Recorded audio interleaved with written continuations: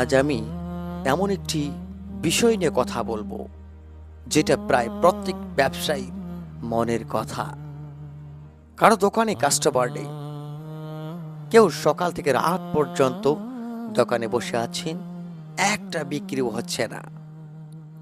কেউ ঋণে জর্জরিত অবস্থায় আছেন, কেউ দোকান ভাড়া দিতে পারছেন না। সংসারের মধ্যে, পরিবারের মধ্যে অশান্তি লেগে আছে। অনেকেই প্রশ্ন করেন, হুজুর, এমন কোনো আমল আছে কি যেটা পড়ার সাথে সাথেই দোকানে কাস্টমার লাইন ধরে থাকবে? আজ আমি প্রথমেই শুরুতেই একটি কথা ক্লিয়ার করব। কোরআন ও সহিহ হাদিসে এমন কোনো নির্দিষ্ট আমল নেই যে অমুক সূরা এতবার পড়লে নিশ্চিতভাবে কাস্টমার ভিড় জমাবে। প্রিয় ভাই বোনেরা আমার, কিন্তু হ্যাঁ, এমন কিছু আমল আছে যা আল্লাহ তাআলার রহমত, বরকত, অন্তরে প্রশান্তি এবং হালাল রিজিকের দরজা খুলে দেওয়ার ওয়াসিলা হিসেবে কাজ করে ইনশাআল্লাহ।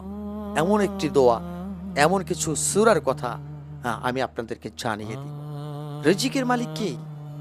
আল্লাহ তাআলা বলেন, পৃথিবীতে বিচরণকারী এমন কোনো প্রাণী নেই যার রিজিকের দায়িত্ব আল্লাহ নেননি। প্রিয় ভাই বোনেরা আমার, আপনার দোকানে কাস্টমার পাঠানোর মালিক আমি নই, আপনি নন, কোনো মানুষ নয়, একমাত্র আল্লাহ তাআলা। প্রিয় ভাই বোনেরা আমার, আপনার দোকানে বেচাকেনা নেই, যদি আল্লাহ তাআলা চান জনমানবিহীন জায়গাতেও রিজিক পাঠাইতে পারেন।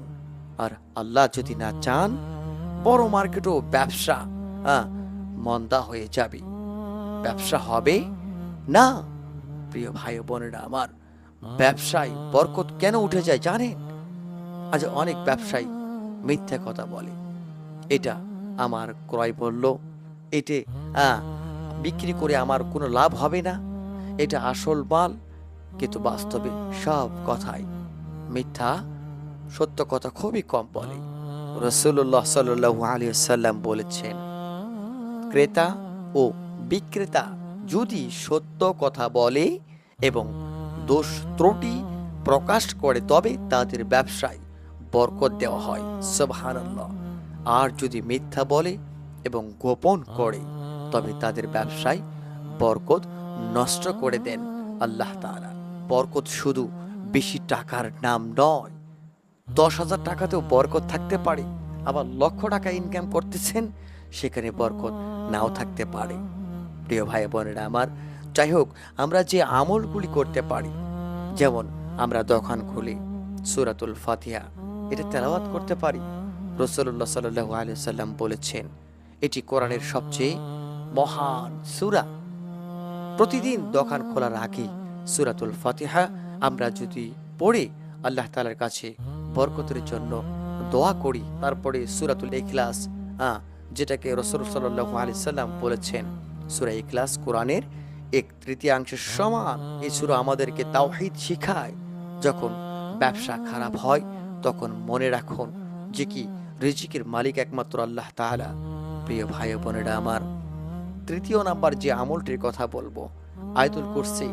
রাসূলুল্লাহ সাল্লাল্লাহু আলাইহি সাল্লাম বলেছেন, যে ব্যক্তি প্রতি ফজর নামাজের পরে এই আয়াতুল কুরসি পড়বে, তার জান্নাতে প্রবেশের জন্য মৃত্যু ছাড়া আর কোনো বাধা থাকে না, সুবহানাল্লাহ। প্রিয় ভাই বোনেরা আমার, আয়াতুল কুরসি পড়ুন, আল্লাহ তাআলার হেফাজত কামনা করুন। এবং চতুর্থ নাম্বার যে আমলের কথাটি বলবো, দরুদে ইব্রাহিম। রাসূলুল্লাহ সাল্লাল্লাহু আলাইহি সাল্লাম বলেছেন, যে ব্যক্তি আমার ওপর একবার দরুদ পাঠ করে, আল্লাহ তাআলা তার ওপর 10টি রহমত বর্ষণ করেন, সুবহানাল্লাহ। যেখানে রহমত আছে সেখানে বরকত আছে। প্রিয় ভাই ও বোনেরা আমার, একটি শিক্ষণীয় ঘটনা বলি। একজন ব্যবসায়ী ছিলেন, প্রতিদিন দোকান খুলে 2 রাকাত নফল নামাজ পড়তেন, ইস্তিগফার করতেন এবং বলতেন, হে আল্লাহ, হারাম থেকে আমাকে বাঁচিয়ে হালাল রিজিক দান করুন। আল্লাহ তাআলা কয়েক বছর পরে ব্যবসাকে বিশাল বড় বানিয়ে দিয়েছিলেন। তাকে জিজ্ঞাসা করা হলো, আপনার সফলতা এই সফলতার রহস্যটা আসলে কি তিনি বললেন যে আমি কখনো বরকতকে টাকার মধ্য খুঁজিনি, বরং আমি আল্লাহ তাআলার সন্তুষ্টির মধ্য আমি বরকত খুঁজেছি। আল্লাহু আকবার। আজ অনেক দোকানে কাস্টমার কম, কিন্তু নামাজও কম, কিন্তু তার দেখবেন কোরআন নেই, তার ভিতরে দোয়া নেই, ইস্তিগফার নেই, জিকির নেই। আবার কেউ কেউ হারাম পথে চলে যাচ্ছে, ওজনে কম দিচ্ছে, প্রতারণা করছে, তারপরে বলে যে কেন আমার ব্যবসাতে বরকত নেই। আল্লাহ তাআলা বলেন যে যে ব্যক্তি আল্লাহ তাআলাকে ভয় করে, আল্লাহ তাআলা তার জন্য বের হওয়ার পথ তৈরি করে দেন। সুবহানাল্লাহ। এবং তাকে এমন উৎস থেকে রিজিক দান করেন যা সে কখনো কল্পনাও করতে পারে না। সুবহানাল্লাহ। প্রিয় ভাই ও বোনেরা আমার, ব্যবসায় বরকত পাওয়ার জন্যে আমরা যে আমলগুলি করতে পারি, আমরা প্রতিদিন ৫ ওয়াক্ত নামাজ আদায় করব ইনশাআল্লাহ, বেশি বেশি ইস্তিগফার পড়ব, তারপরে সত্য কথা বলবো, হারাম থেকে বেঁচে থাকব, তারপরে দোকান খোলার আগেই ফাতিহা, আয়াতুল কুরসি, তারপরে সূরা হাসর, ছোট ছোট যে সূরাগুলি আছে আমরা এগুলি পড়ে, তারপরে দুরূদ শরীফ পড়ে আমরা আল্লাহ তাআলার কাছে বেশি বেশি দোয়া করব। আল্লাহ তাআলার কাছে বেশি বেশি হালাল রিজিকের জন্য আমরা দোয়া করব।